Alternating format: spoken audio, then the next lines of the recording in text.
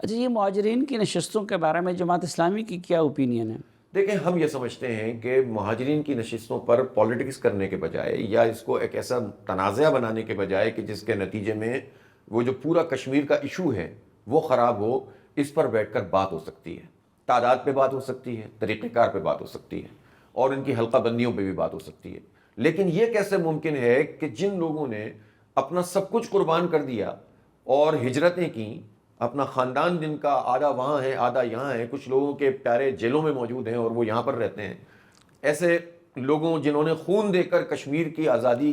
کا علم اٹھا کر رکھا ہے، ہم کیسے ممکن ہے کہ ان کو نمائندگی سے محروم کریں؟ لہٰذا نمائندگی ہونی چاہیے، طریقہ کار کا مسئلہ ہے۔ اچھا، جہاں تک اس بات کا تعلق ہے کہ 12 سیٹیں حکومت کی جیب میں ہوتی ہیں، تو باقی 33 سیٹیں جو ہے وہ کس کی جیب میں ہوتی ہیں؟ 36 سیٹیں وہ بھی تو حکومت کی جیب میں ہوتی ہیں۔ میں نے کہا نا کہ ایک ایسی حکومت بنا دی انہوں نے جس میں ایک وزیر اعظم، باقی پوری کی پوری حکومت، اپوزیشن کا ایک بندہ بھی نہیں، تو پھر ان کے بارے میں کیا اس کو بھی ختم کر دیں گے؟ اس کا مطلب یہ ہے کہ بات ہونی چاہیے۔ میں سمجھتا ہوں کہ پروپورشنیٹ بنیاد پر اگر انتخاب ہو اور پروپورشنیٹ بنیاد پر اگر سیٹوں کی تقسیم ہو، اور یہ جو اتنا بڑا کھٹراک پالتے ہیں اور اس کے نتیجے میں حکومتوں کو موقع فراہم کرتے ہیں، یہ ختم ہو جائے تو یہ مسئلہ آپ سے آپ ریزالو ہو سکتا ہے۔ تو ہمارے پاس تو سجیشنز موجود ہیں، لیکن کوئی بیٹھ کر بات کرے گا تو اس پر بات آگے بڑھے گی نا۔ تو میں نہیں سمجھتا کہ اس پر ایسی چیز ہونی چاہیے کہ یہ ختم کر دی جائے نمائندگی، اور نہ اس پر یہ ہو سکتا ہے کہ جیسا ہے ایسا قبول کر لو، اور جیسا کہ رانا ثناء اللہ صاحب نے فرمایا کہ یہ تو ہماری جیب میں، اور اس کے بعد ہم گنتی شروع کریں گے۔ تو میرا خیال ہے کہ اس طرح کی باتوں پہ احتیاط کرنی چاہیے۔ اس کے نتیجے میں آپ صرف آزاد کشمیر کے لوگوں کی توہین نہیں کر رہے، آپ مقبوضہ کشمیر کے لوگوں کی بھی توہین کر رہے ہیں۔ ایک بات دوسرے وزیر نے بھی کہی تھی، خواجہ آصف صاحب نے، اس کے بارے میں آپ کی کیا اوپینین ہے؟ خواجہ آصف صاحب کچھ بھی کہہ دیتے ہیں، کبھی وہ افغانستان کے حوالے سے کچھ کہہ دیتے ہیں، کبھی وہ کشمیر کے حوالے سے کچھ کہہ دیتے ہیں۔ میرا خیال ہے انہیں احتیاط کرنی چاہیے، وہ کافی سینئر ہو گئے ہیں، اور اس طرح کی باتیں کرنا کہ وہ کشمیری ہیں، وہ کشمیری، دیکھیں کشمیریوں میں آپس میں، جیسے ہم کسی بھی علاقے کے اندر آپس میں بات چیت کرتے ہیں کہ تم اوریجنلی یہاں کے ہو، تم اوریجنلی وہاں کے ہیں، یہاں تک تو مذاقیت تک تو بات صحیح ہے، لیکن پونچھ کے لوگوں کو کہہ دیا جائے کہ تم تو کشمیری ہو ہی نہیں، تو آپ سوچ سکتے ہیں کہ وہ جو پونچھ کی 200 سالہ ہسٹری ہے جد و جہد کی، جنہوں نے جو ہے وہ ہر سامراج کے خلاف جنگ لڑی ہے، ان کی کھالیں ادھیڑ کر جو ہے وہ ان کو درختوں سے ٹانگ دیا گیا، انہوں نے وہ قربانیاں دی ہیں، وہ پونچھ کے لوگ کہ جنہوں نے اپنا سب کچھ نچھاور کر دیا اس تحریک کے لیے، آپ ان سے کہیں تم کشمیری نہیں ہو، تو اس سے بڑا بیوقوفی والی بات کیا ہو سکتی ہے؟ اور حکومت میں اور وزارت کے اور دفاع جیسی وزارت پہ آپ موجود ہوں اور اتنی بے وقوفانہ بات کریں، میں تو حیران ہوں کہ کوئی ان سے پوچھتا بھی نہیں ہے، کوئی ان سے سوال بھی نہیں کرتا، کہ آپ کو جو مرضی آتا ہے آپ کہہ دیتے ہیں، اور آپ کو اس کی سینسیٹیوٹی نہیں پتا اس کے نتیجے میں لوگوں پر کیا گزرتی ہے، تو یہ کسی صورت میں بھی قابل قبول بات بلاول نہیں۔ صاحب نے ان کو فارغ کرنے کا مطالبہ کیا ہے، آپ اس میں اپنی آواز ملائیں گے یا کہ نہیں؟ نہیں، میں ویسے آپ کو ایک بات بتاؤں کہ یہ بلاول صاحب نون لیگ کے حوالے سے جو مطالبہ کرتے ہیں، یا نون لیگ بلاول صاحب سے متعلق کوئی بات کرتی ہے، یا یہ دونوں مل کر ایک تیسری چوتھی پارٹی جو پی ڈی ایم کا حصہ تھی، اس جب ایک دوسرے کے خلاف بات کرتے ہیں تو یہ سب ایسی نورہ گشتی ہوتی ہے۔ اس میں یہ تو ہو سکتا ہے جزوی طور پر اختلاف یہ ہوتا ہے کہ ہمیں زیادہ حصہ چاہیے، ہمیں وہ انڈیو فیور جو آپ کو ملا وہ ہمیں کیوں نہیں ملا، اس طرح کی باتیں تو ہوتی ہیں، لیکن اس میں کوئی سیریسنس نہیں ہوتی۔ اب یہ پی ڈی ایم کی حکومت ہے جس کے صدر مملکت جناب آصف علی زرداری صاحب ہیں، جس کے اسپیکر، جس کے جو چیئرمین سینٹ ہیں، جنہوں نے 9 کروڑ کی گاڑی لی تھی، 11 ارب کا جہاز لیا مریم بی بی نے، اور 9 کروڑ کی گاڑی لی جناب ہمارے گیلانی صاحب نے، وہ پیپلز پارٹی سے تعلق رکھتے ہیں۔ اور اسی طرح گورنر جو اس وقت سندھ کے بنے ہوئے ہیں وہ نون لیگ سے تعلق رکھتے ہیں۔ ایم کیو ایم اس کے اندر بالکل مکمل طور پر فٹ ان ہے، اس لیے کہ وہ تو ایک پولنگ اسٹیشن بھی نہیں جیتے تھے، ان کو ساری سیٹیں دے دی گئی تھیں۔ تو یہ جو نون لیگ ہے اور پیپلز پارٹی ہے اور ایم کیو ایم، اور پہلے تو مولانا صدر تھے پی ڈی ایم کے، تو ان سب نے رجیم چینج کیا تھا مل کر، سب نے انٹرم گورنمنٹ سیٹ اپ بنایا تھا، اور سب نے حکومت کا یہ نظام قائم کیا ہے، اس میں سیریس ہونے کی ضرورت نہیں ہے۔ نہیں تو مولانا صاحب تو پی ڈی ایم کے صدر تھے اور وہ باہر ہیں۔ آپ کے خیال میں وہ صدر نہیں ہے کیا اس وقت؟ وہ تو خود یہ کہتے ہیں کہ بھائی میں پی ڈی ایم کا صدر تھا اور اپوزیشن تو میں کر رہا ہوں،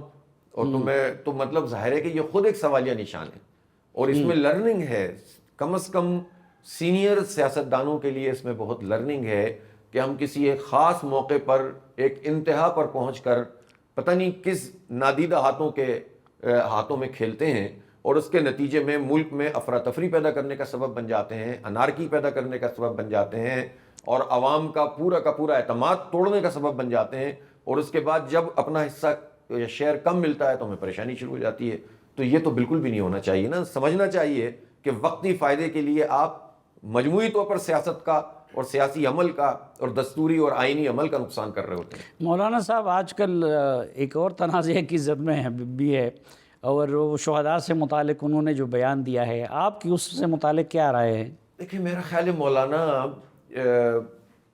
ظاہر سینئر سیاستدان ہیں،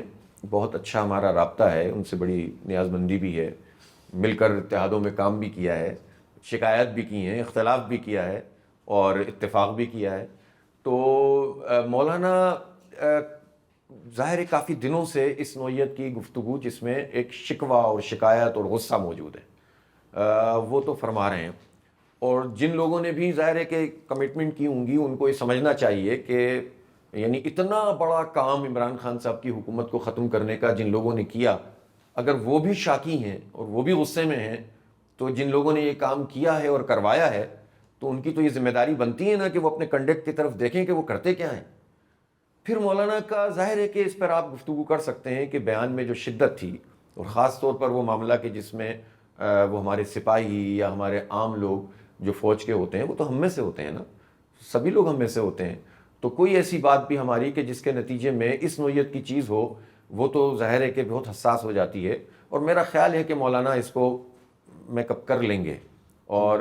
کبھی کبھی تقریر میں اور اس میں ضروری نہیں ہوتا کہ سارے جملے بالکل اسی طرح سے ادا ہوں جس طرح سے ہم اس کی فارمیشن بناتے ہیں. تو اس حد تک تو بات ہے. لیکن میرا خیال ہے کہ جو ادر وے جو چیز شروع ہو جاتی ہے کہ جناب وہ بالکل میڈیا کے لوگوں کو پیچھے لگا دیا جاتا ہے اور قراردادیں پاس کروائی جا رہی ہوتی ہیں اور FIR کٹوائی جا رہی ہوتی ہیں، مجھے تو ایسا لگتا ہے کہ بالکل بھی جو نا یہ چینج نہیں کرتے ہیں. یہ اپنا پورا جو ان کا